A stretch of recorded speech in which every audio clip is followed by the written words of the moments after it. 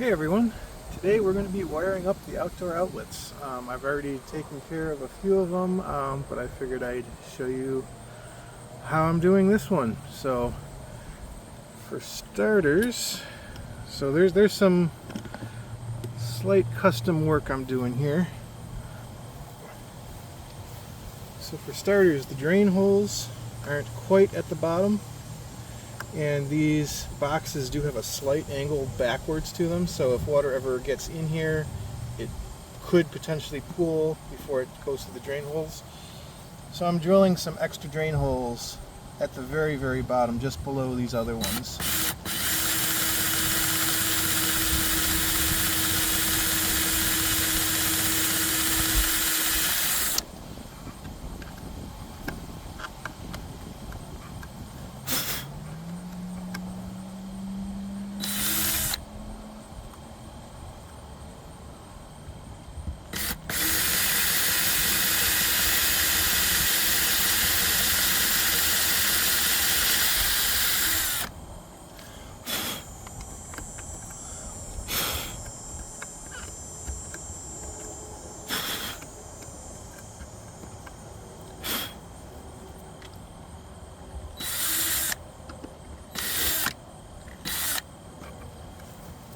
Alright,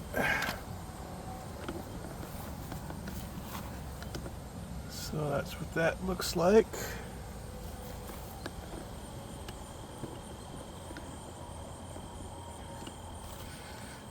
Now, I'm going to cut our wire back. We leave about roughly 6 inches from the front of the box.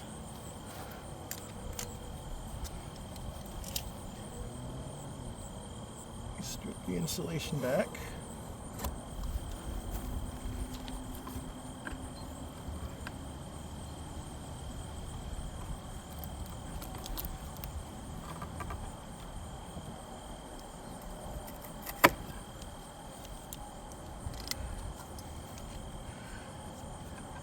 And then I will strip the ends of my wire.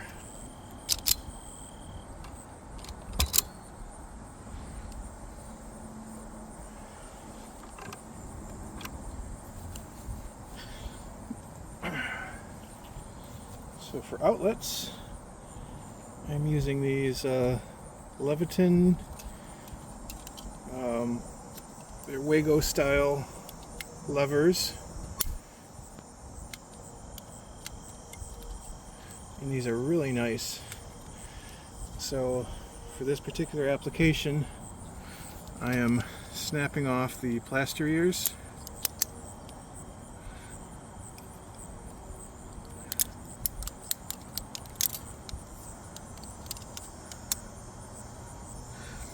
And also for this application, I had to put different screws in. Most outlets come with 632 screws, and for some reason these boxes are oversized, so they wouldn't accept the 632 screws. So I had to run and get some 832 screws, and I just kind of stuck them in there for now. Didn't make you watch that. So this is really easy. Just push your wire in, close the lever.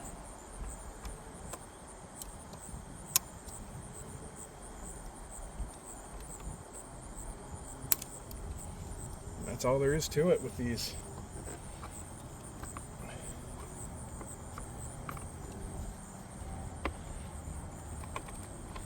So we fold our wires into the box. Our outlet situated.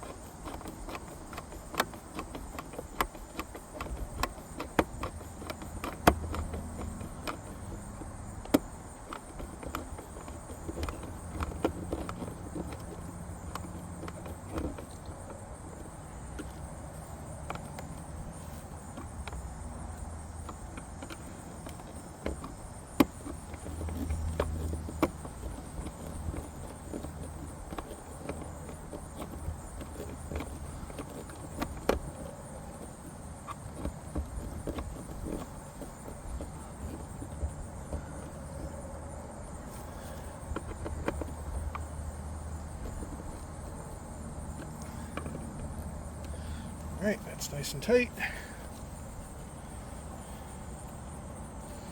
Open up the package for the waterproof cover.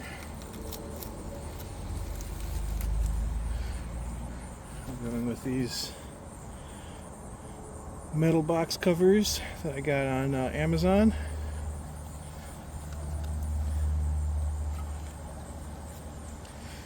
So to start out, we need to punch out the square part for the receptacle.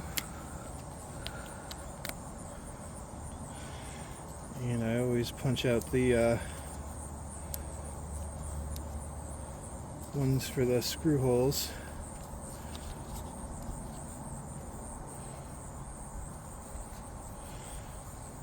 So we're looking like that.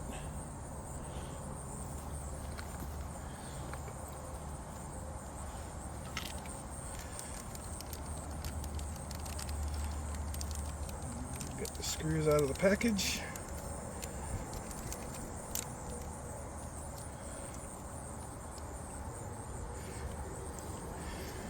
And since we're doing a vertical outlet, we got a vertical cover.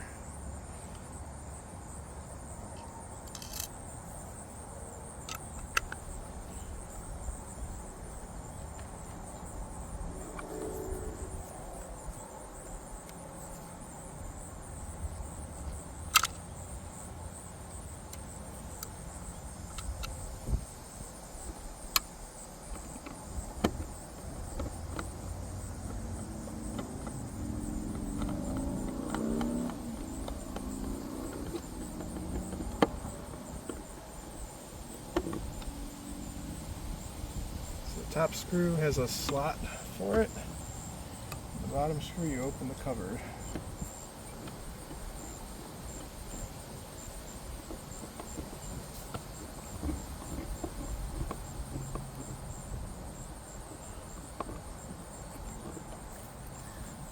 So we're going to get these nice and tight to compress that gasket.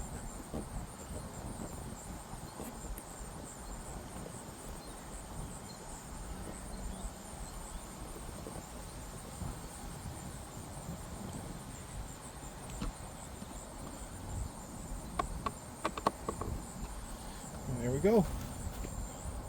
One installed outlet, which you probably can't even see because of the sun.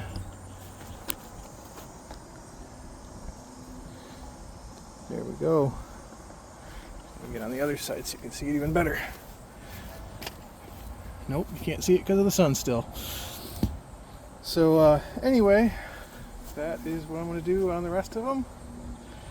And also, these are not GFCI's outlets because I'm going to put a GFCI circuit breaker on for all of these. If you're doing a retrofit installation on an existing circuit, then you'd want to put GFCI's in instead, but pretty much the same process. So I just want to do a quick overview of all the outdoor outlets I installed. I got this one on the front right corner.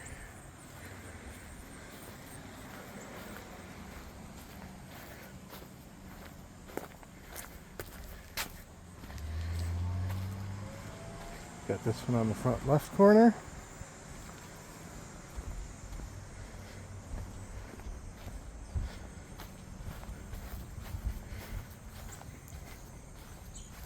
Got this one on the one back corner. And also while I'm here, I can show you that I tidied up the utilities a little bit.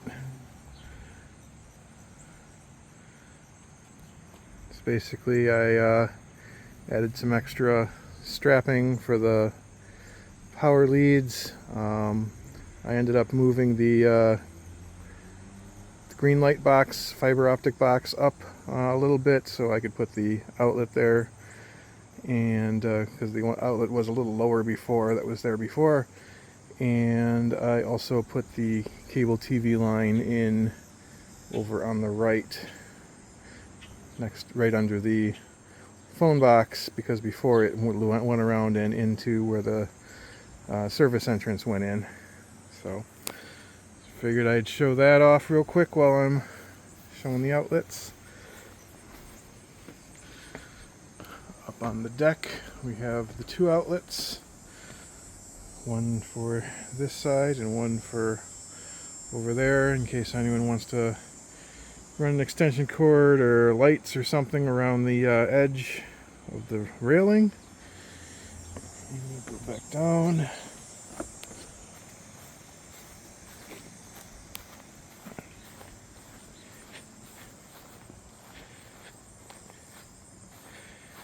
And we got the one back here by the air conditioner on this corner of the house. So that one can be used for servicing the air conditioner if needed by the technicians. So I believe that's a modern code requirement.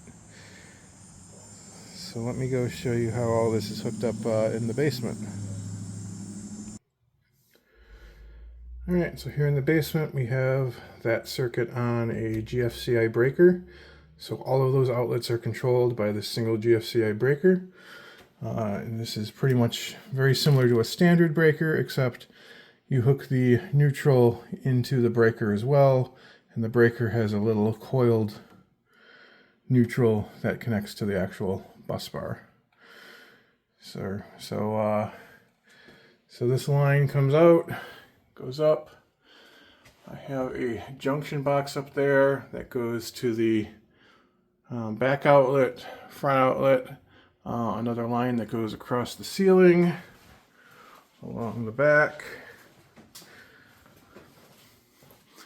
Over here there's another junction box that goes to the one deck outlet and keeps going.